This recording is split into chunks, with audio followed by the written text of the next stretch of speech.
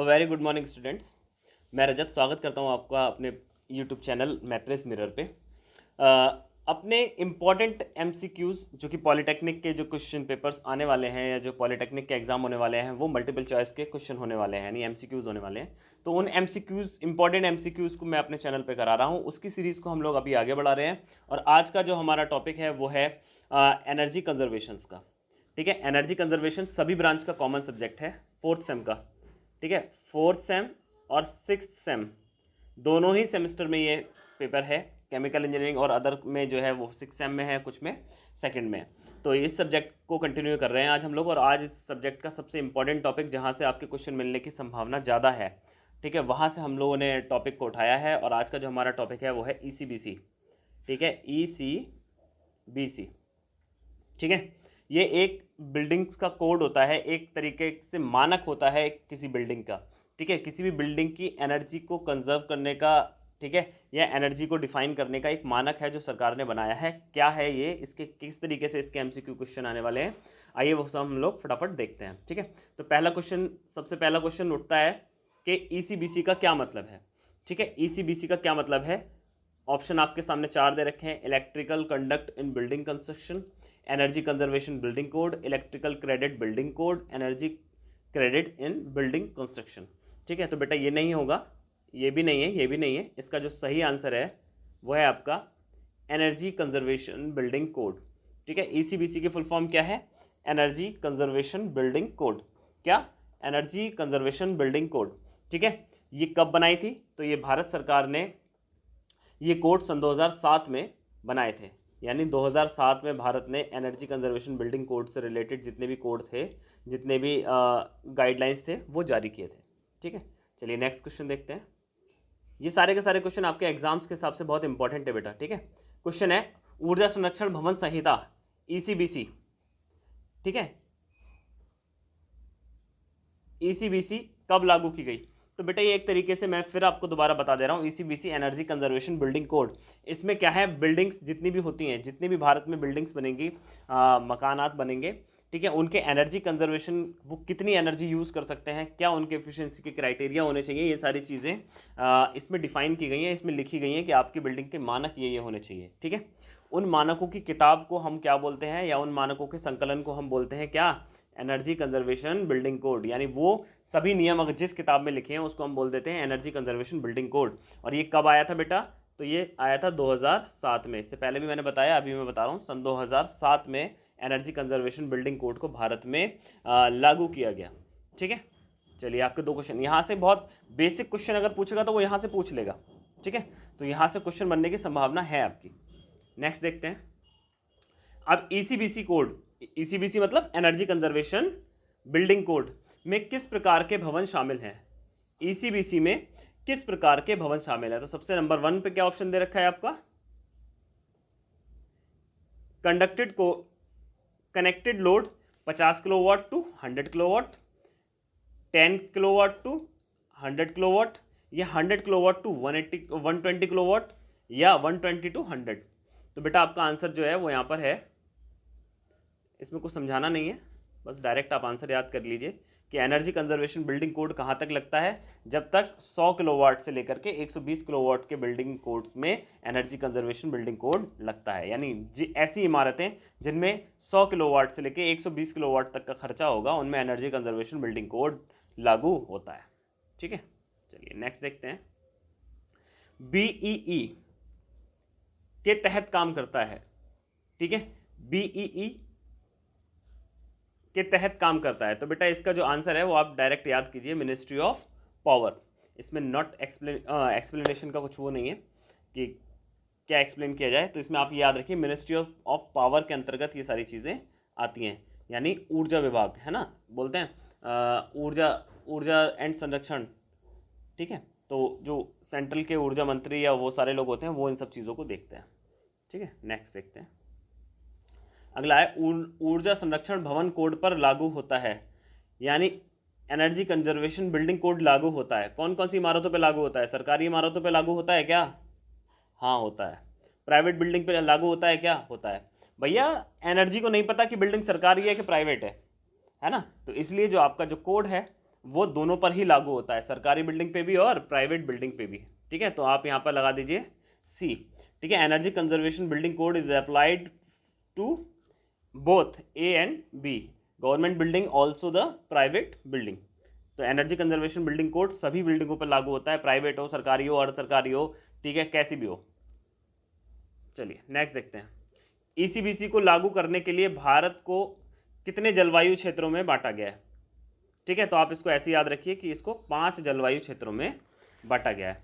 ठीक है, ईसीबीसी को लागू करने के लिए भारत ने अपने जो भूभाग है, जो अपना क्षेत्रफल है, उसको 5 भागों में बांटा है। ठीक है, इसका आगे मैं आपको दिखा देता हूँ, ये देखिए इसके 5 भाग हैं। ठीक है, 5 भाग कौन कौन से हैं? ये देखिए, ये वाला राजस्थान वाला पार्ट देखिए, ये वाला, ये हॉट एंड ड्राई है ना। फिर उसके बाद में आता है ये वार्म, ठीक है, ये आता है कोल्ड। ठीक है, ये ठंडे प्रदेश हैं, देखिए ये देखिए ये देखिए, है ना। ये वाला कैसा है? ह्यूमिड। ह्यूमिड मतलब आपका ज़्यादा नमी वाले क्षेत्र। तो हमने इसको 5 प्रभावित क्षेत्रों में बांटा है।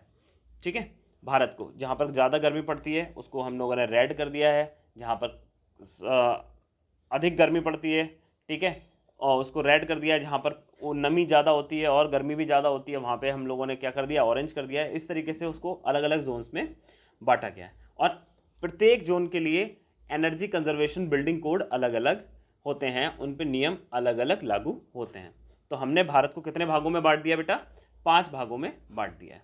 नेक्स्ट देखते हैं, निम्नलिखित में से कौन सा ईसीबी वर्गीकरण के अनुसार जलवायु क्षेत्र नहीं है? देखो मैंने बताया था ना अभी, हॉट एंड ड्राई बिल्कुल है, वार्म एंड ह्यूमिड मैंने बताया था नीचे वाला क्षेत्र, कोल्ड ये रहा जम्मू कश्मीर, है ना। अगर हम इसको देखें तो जम्मू कश्मीर ये रहा, हॉट एंड ड्राई ये रहा, है ना, ये रहा कोल्ड, ठीक है, एंड वार्म एंड ह्यूमिड ये रहे। कौन सा नहीं है? Cold and humid. Cold and humid हमारे यहाँ कोई भी जलवायु क्षेत्र नहीं है। ठीक है, चलिए अब बाद में आता है, निम्नलिखित में से कौन ईसीबीसी के बारे में सत्य है? ईसीबीसी के बारे में सत्य क्या है? Number 1, central government has prepared to guideline on ECBC. ECBC को सेंट्रल गवर्नमेंट गाइडलाइन करेगी, बिल्कुल करेगी भाई, सेंट्रल गवर्नमेंट ही बनाती है। Next, state government modifies the guideline prepare by the central government to suit the local climate conditions. What is the meaning of? यानी central government क्या करती है? सेंट्रल गवर्नमेंट आपका नियम कानून बनाती है, और स्टेट गवर्नमेंट अपनी यहाँ की जलवायु और आवश्यकताओं के अनुसार उसमें मॉडिफिकेशन, उसमें सुधार कर सकती है। यानी it is a matter of समवर्ती सूची। ठीक है, आर्टिकल 246 में हमारे यहाँ तीनों सूचियाँ दे रखी हैं, केंद्र सूची, संघ सूची और राज्य सूची। फिलहाल वो तो एक अलग टॉपिक है, वो अलग तरीके से पढ़ा जाएगा। आप इतना याद रखिए कि ईसीबीसी जो है वो क्या करते हैं, सेंट्रल गवर्नमेंट इसके नियम बनाती है और स्टेट गवर्नमेंट उसको अपने हिसाब से मॉडिफाई कर सकती है। चलिए नेक्स्ट देखते हैं, निम्नलिखित में कौन निम्नलिखित में कौन इमारतों में ऊर्जा दक्षता को बढ़ाता है? ऊर्जा दक्षता मतलब एनर्जी इफिशियंसी।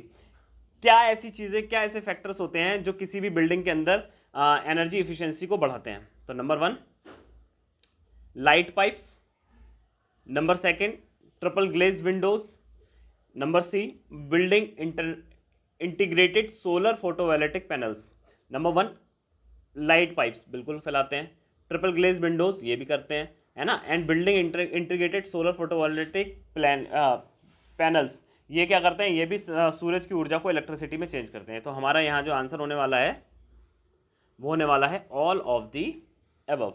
ठीक है, तो all of the above will be your right answer. चलिए नेक्स्ट देखते हैं, ईसीबीसी में विद्युत शक्ति और मोटर पर विचार किया जाता है। Electrical power and motor are also conducted in ECBC. बिल्कुल भाई बिल्कुल, आपके यहाँ कितना मोटर लग रहा है, कितना क्या लग रहा है, ये सारी चीज़ों का आपको ध्यान देना पड़ेगा। ठीक है, चलिए नेक्स्ट देखते हैं, ईसीबीसी कोड पर लागू नहीं होता। ईसीबीसी कोड कहाँ लागू नहीं होता?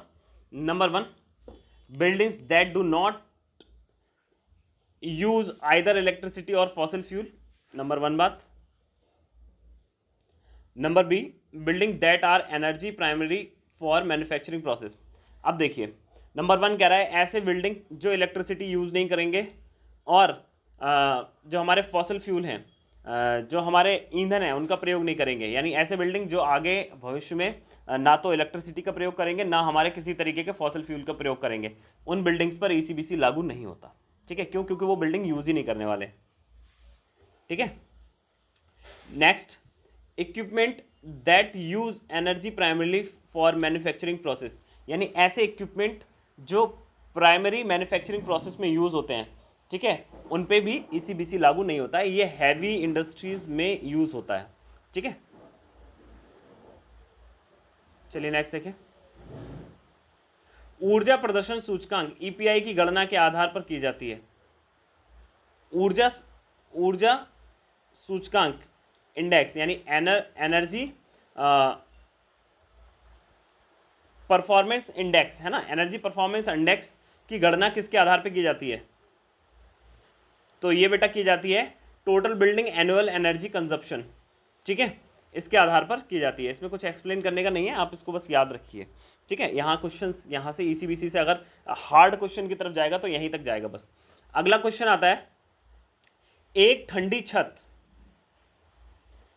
ठंडी छत अ कूल रूफ क्या करती है? Absorbs heat, reflect heat, transmit heat या कंडक्ट हीट। बेटा देखिए, अगर एक ठंडी छत होगी तो हीट को एब्जॉर्ब करेगी क्या?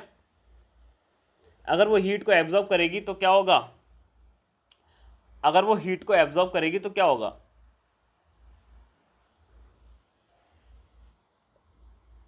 जो बिल्डिंग है उसमें गर्मी होने लगेगी। ठीक है, जैसे जॉर्जिया या बहुत सारे ठंडे इलाके होते हैं नॉर्थ पोल साउथ पोल के आसपास, तो वहां पर क्या होता है,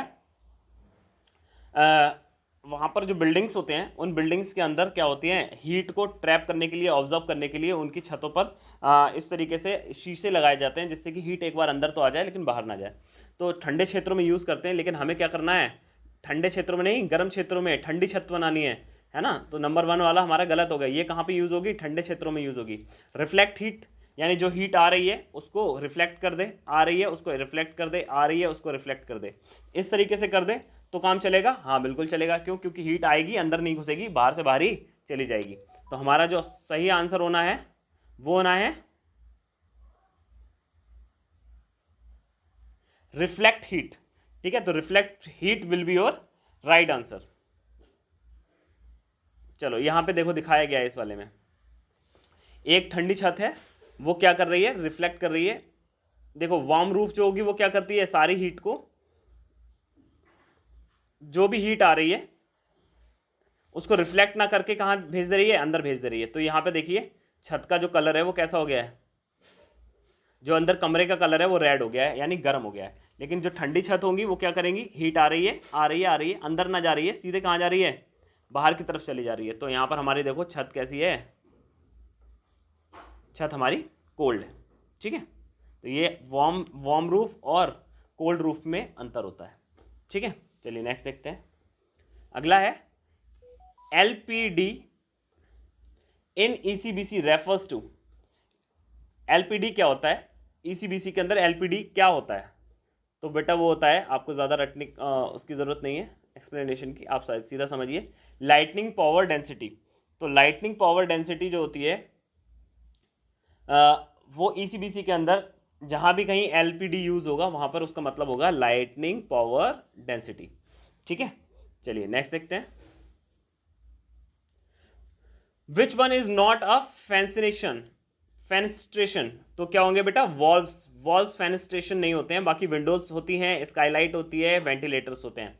किसी भी बिल्डिंग के अंदर जो फेनेस्ट्रेशन होते हैं, फेनेस्ट्रेशन का मतलब होता है रोशनदान, एक तरीके से मतलब जहाँ से फेंसिंग हम कर देते हैं बिल्डिंग की। ठीक है, तो उसमें जो विंडोज होते हैं वो भी फेनेस्ट्रेशन का काम करते हैं। स्काईलाइट मतलब ऐसी छतें जहाँ से रोशनी आए, और दूसरा वेंटिलेटर, ये सारी चीज़ें रोशनी के लिए यूज़ होती हैं। बट वाल्व्स जो होते हैं वो यूज़ नहीं होते हैं। वॉल्व्स किसके लिए यूज़ होते हैं? वॉल्व्स यूज़ होते हैं टाइप्स ऑफ गैसेस के लिए, है ना, किसी भी तरीके की गैसेज हैं, लिक्विड हैं, यानी ये किसके लिए यूज़ होते हैं? फ्लूइड्स के लिए। वॉल्व जो होते हैं वो किसके लिए यूज़ होते हैं? फ्लूइड्स के लिए। आप लोगों ने फ्लूइड मैकेनिक्स पढ़ा होगा, है ना। तो जितने भी टाइप के फ्लूइड्स होते हैं उनको कंट्रोल करने के लिए हम क्या यूज़ करते हैं? वॉल्व्स का यूज़ करते हैं। ओके, किसका यूज़ करते हैं? वॉल्व्स का यूज़ करते हैं। चलिए नेक्स्ट देखते हैं। हाँ, replacing bulbs, incandescents bulb, replacing incandescents bulb. Incandescents bulb का मतलब आप कुछ भी मत समझिए, इसका मतलब समझिए सिंपल जो बल्ब आता है ना हमारे यहाँ, ऐसे वाला जो पहले आता था, वो येलो कलर की लाइट देता था, है ना, तो वो वाले बल्ब की जगह हम अगर CFL का यूज़ करेंगे, ठीक है, तो हमारी खपत कितनी कम हो जाएगी। तो 100 वाट का बल्ब होता था, अब हमारी जो CFL है वो कितनी है, 25 वाट की, 20 वाट की, 15 वाट की, है ना। तो हमारी एनर्जी में कितनी बचत हो रही है, तो हमारी एनर्जी में बचत हो रही है 75%। तो लिख लीजिए, अगर एक बल्ब को हम एक CFL से चेंज करते हैं तब वहां पर हमारी एनर्जी सेविंग कितनी हो जाएगी, 75% सेविंग हो जाएगी। ओके, चलिए नेक्स्ट देखते हैं। चलिए आज के लिए इतने क्वेश्चन रखते हैं। जितने क्वेश्चंस मैंने आज कराए हैं ये सारे के सारे ECBC यानी एनर्जी कंजर्वेशन बिल्डिंग कोड के हिसाब से इंपॉर्टेंट क्वेश्चन है। एनर्जी कंजर्वेशन में अगर ECBC से क्वेश्चन बनाएगा तो आपके इन क्वेश्चन से फंसने की संभावना ज़्यादा से ज़्यादा रहेगी।